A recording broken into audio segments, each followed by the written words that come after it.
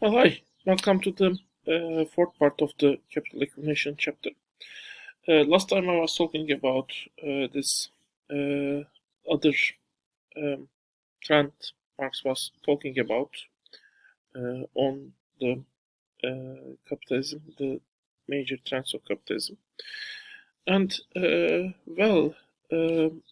you can basically think about the process we have talked about. So we had our car manufacturer who was previously producing 500 cars. Now our car manufacturer is producing 2,000 cars after the investment, if the investment is successfully implemented. And assuming, for example, there are 10 producers, and assuming our car manufacturer can produce the same car for a cheaper price, our car manufacturer is able to get a larger market share if other car producers don't follow through.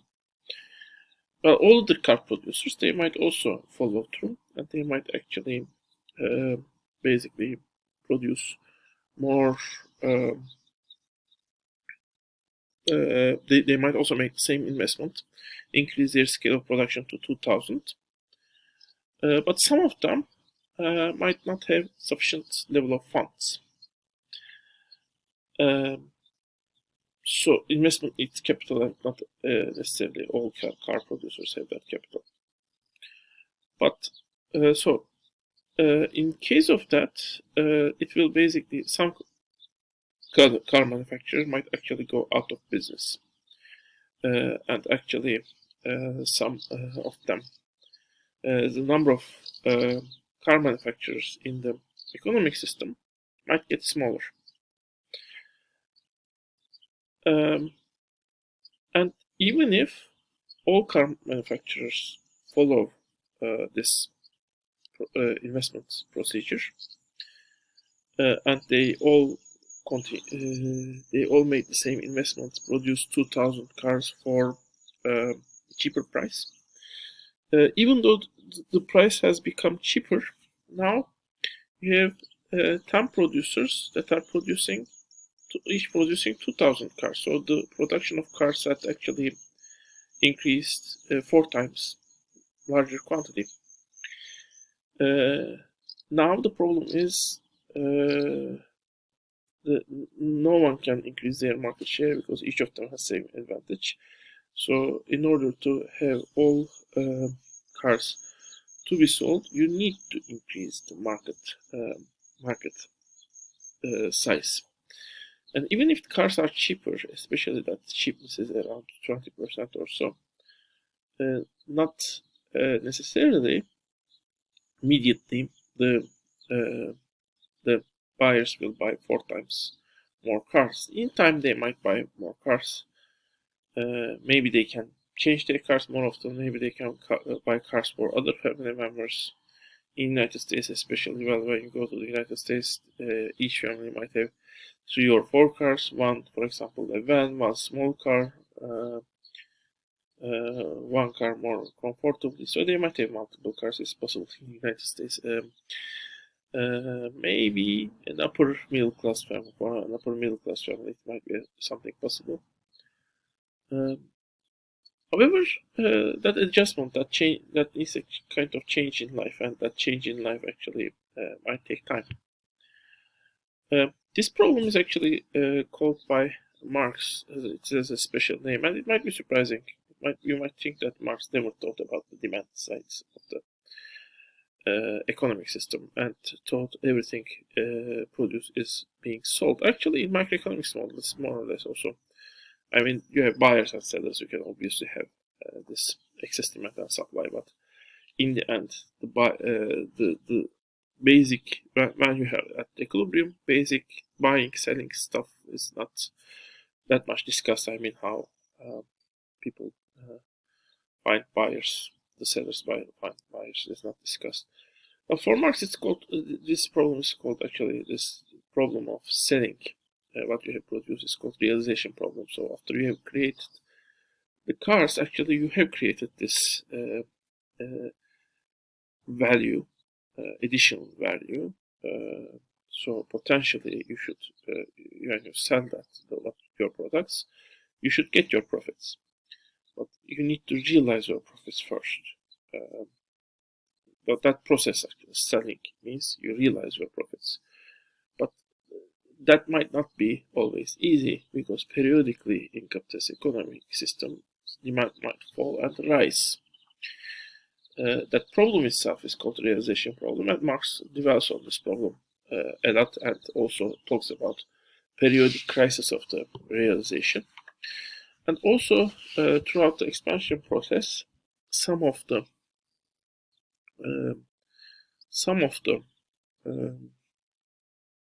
car manufacturers might not be able to find sufficient buyers.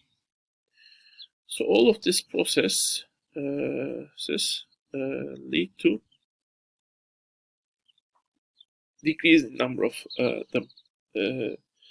the manufacturers. Now Marx says actually capital is like an attractor. Actually, it attracts more and more and more capital. So wherever you have more capital, it's like bigger magnet.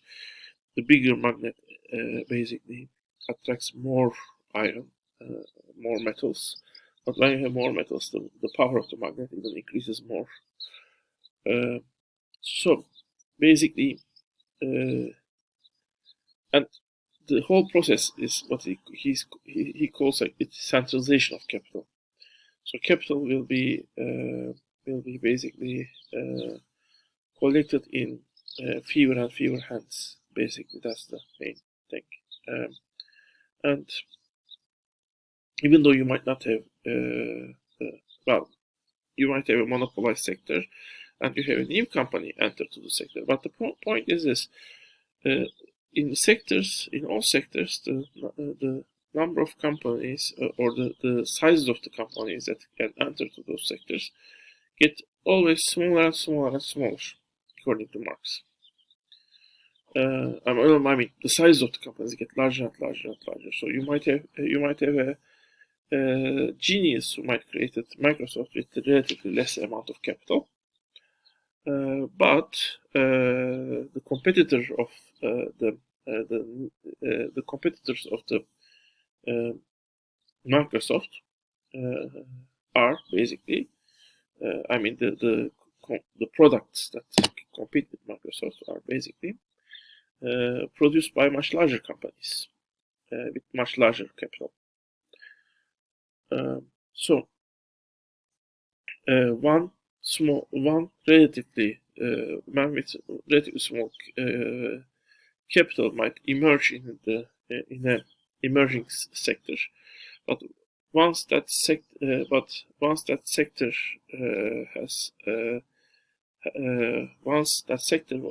gets dominated by large companies, now only large companies can enter to that sector. The small companies are not able to enter to that sector.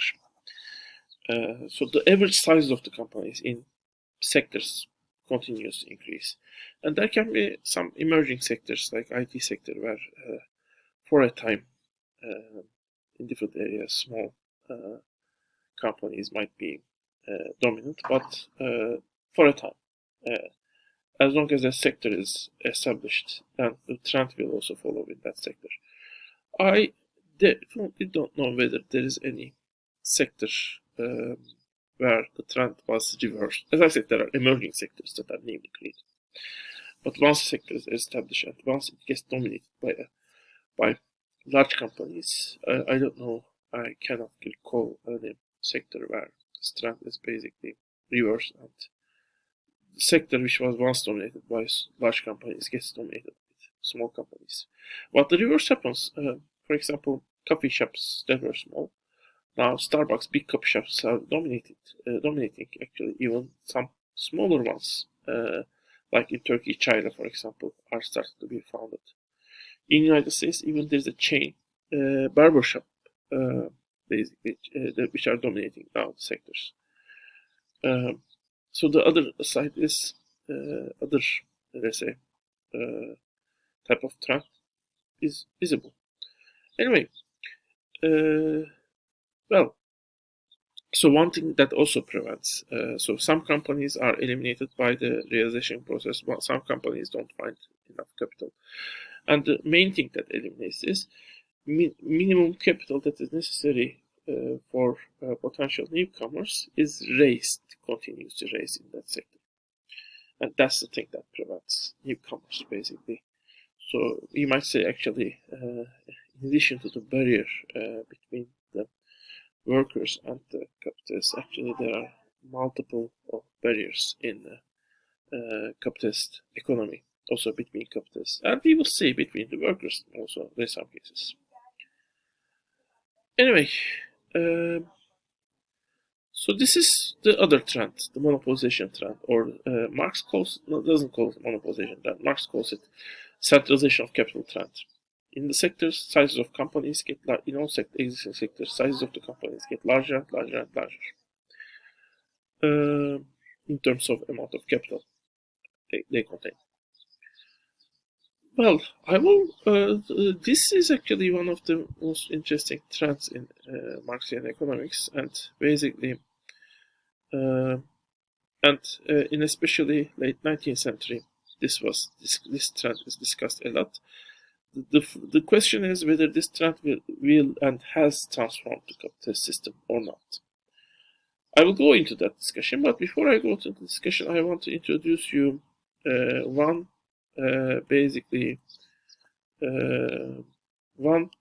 specific view in Marxian economics, which started the discussion. In my opinion, that discussion is concluded, and that view is kind of refuted, but still interesting. And in terms of actually, that economist actually has described a potential problem in Marxian economics. But even if the problem she has described doesn't exist, maybe the solution is still relevant. So that economist is Rosa Luxemburg, and she thinks that actually realization problem in capitalist economic system also exists in the long run. Well, why? Let me try to tell you her argument, the way she sees it. Okay. She argues this. She says, okay, C, V, S. So let's say this was 1000, V was 1000, and S was 1000. Now, assuming there is investment, that investment, and the value has increased as a result, total value gathered is increased by, let's say 600. This 600 is distributed, let's say, she says, 200 is actually spent for extra constant capital. 200 is maybe given to the workers, but another 200 is the surplus value, which is an extra value gathered by the capitalists. But what will capitalists do this extra value? Basically, they need investments. They cannot basically spend it just for consumption. But those investments in the end should also feed the consumption. But since as capitalists their potential to increase consumption is limited, basically, when they spend this excess revenue for investment, they just postpone the problem. So in the end, the system creates always larger and larger and larger and larger quantities of output, and it internally its ability to find new consumers is limited, because it can only give a portion of the excess value to the workers, and workers' ability to buy is small, and capitalists' ability, even though capitalists have ability to buy, they don't choose to buy, which means they invest, assuming that this extra potential will be realized in consumption. But because capitalists themselves don't buy, this potential is only partially realized. So, Let's talk more on this argument in the next part. See you then.